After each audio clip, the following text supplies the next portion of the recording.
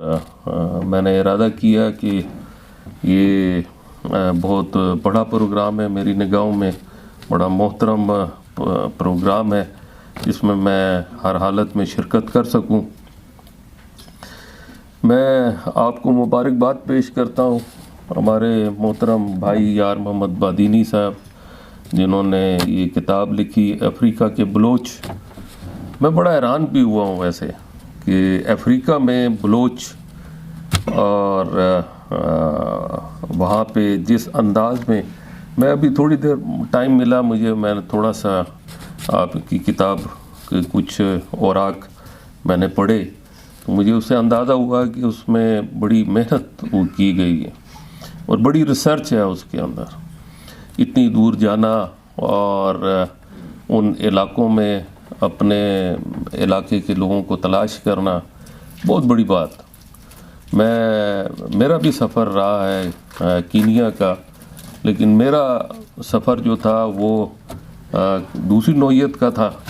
मैं गया हूँ आज से कुछ साल पहले, मुझे जाना पड़ा नैरोबी कीनिया गया, फिर वहाँ से कोई एक उनका कोई यूएस वालों का कोई यूएनओ का जहाज़ होता है, उसमें हम एक बड़ा इंटीरियर एक इलाका है जी, डाडाब, सोमालियन बॉर्डर के बिल्कुल साथ।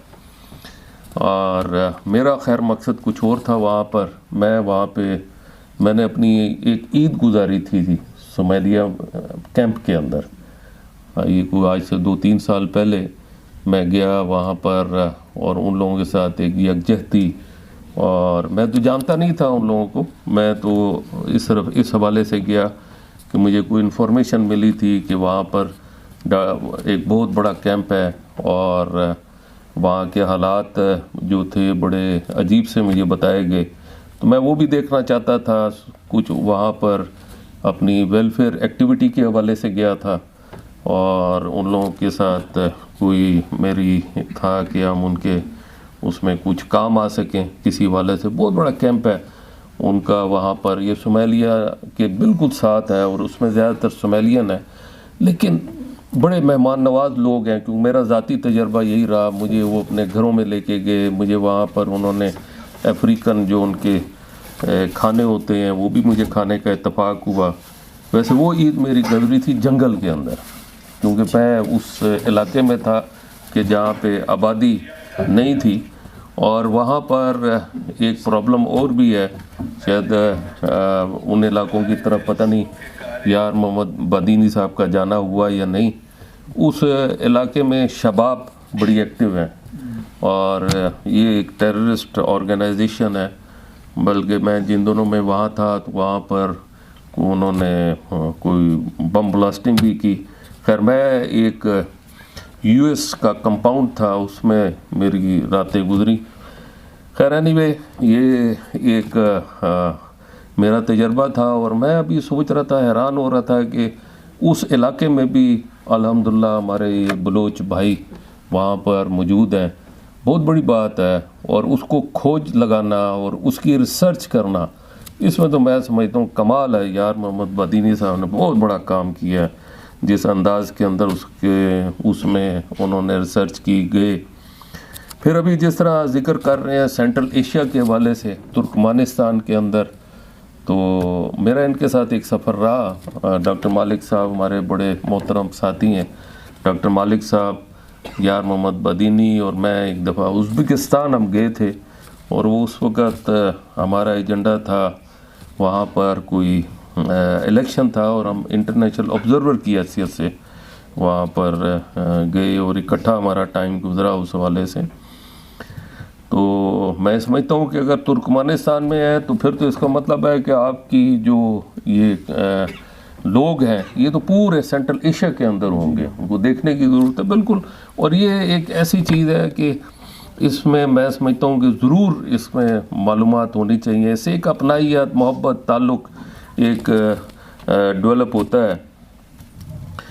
और इसमें मैं देख रहा था कि Kenya, Tanzania, Uganda, Congo, Rwanda, Burundi, बहुत बड़ी बात है। यहाँ पर इन इलाकों में इनके लोग हैं, और उन्होंने अपनी ज़ुबान, सकाफ़त और रस्म व रवाज को ज़िंदा रखा।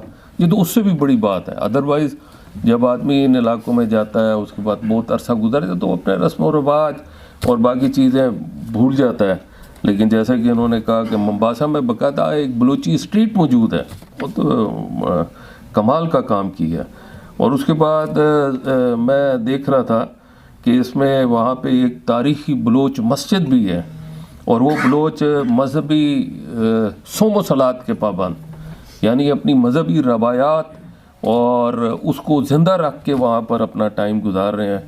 फिर इसके बाद एक और चीज़ जिसका अभी मैं आया तो दिखा रहे थे, यहाँ पर एक म्यूज़ियम मोम्बासा में, लेकिन वो म्यूज़ियम का जो आपने दिया, बड़ी खुशी होती कि अगर उसकी वो जो आपकी उसकी कमेंट्री हो रही थी या उसके बारे में डिटेल बताई जा रही थी, वो भी हम ज़रा सुनते उसके साथ साथ। तो मैं देख रहा था उसमें बाकायदा बलोच सरदार बाकायदा वो अपने पुराने रवायती अंदाज के अंदर वो पगड़ी और वो उनका जो सिलसिला था, उस अंदाज में बाकायदा वहाँ पे स्टैचू मौजूद हैं। तो ये तो बड़ी बात है और मेरे लिए बड़ी हैरत की बात है कि, और उसके बाद जैसे कि ज़िक्र किया कि पुर्तगीज़ियों के दौर से, तो बड़ी पुरानी बात है, और उस ज़माने की तलवारें, बंदूकें वहाँ पे मौजूद। और सल्तनत ऑफ ओमान से तो खैर बलूचों का बहुत करीबी रिश्ता है। इतना ऐसा रिश्ता है कि हम समझते हैं कि ओमान में बहुत लोग मौजूद हैं बलूचिस्तान से मुताल्लिक़, बल्कि शायद आपको मालूम हो, चूँकि मैं तो इतना नहीं, यहाँ पर तो सारे बड़े तारीख़ के जो स्टूडेंट्स हैं वो लोग बैठे हैं, कि गवादर जो हमारा इलाका है ये भी एक ज़माने में ओमान का हिस्सा होता था, और उसके बाद फिर ओमान से किसी हवाले से लिया, और उसके बाद से अब तक ये हमारे पास ही है। और वहाँ से ओमान वैसे भी बहुत नज़दीक है गवादर के इलाके से। अगर वहाँ पर डॉक्टर मालिक साहब बहुत कोशिश करते हैं, मेरा डॉक्टर मालिक साहब के साथ एक दफ़ा मुझे अपने साथ जहाज़ में ले गए थे गवादर, हमने ऊपर से देखा, उस वक्त चीफ मिनिस्टर थे, और बड़ा खूबसूरत इलाका है गवादर का, ऐसी रानाइयाँ हैं। ये तो हमारी बदकिस्मती कि हमने इतने खूबसूरत मुल्क का क्या उसका हशर कर दिया है, और ऐसे खूबसूरत वहाँ के जो साहिल हैं और इतनी रानाइयाँ हैं वहाँ पे, और उसका पानी, उसके जो मुख्तलिफ इलाके हैं, उसका बाकायदा हमने डॉक्टर मालिक साहब जो कि बहुत माशाल्लाह इस हवाले से इनकी बड़ी कंट्रीब्यूशन है बलूचिस्तान के अंदर, पूरा व्यू लिया वहाँ पर, और वो सारा हम देख रहे थे। मुझे आज भी वो सफ़र याद है डॉक्टर मालिक साहब के साथ जो मैं गवादर गया, और वहाँ पर हमने जो टाइम गुजारा।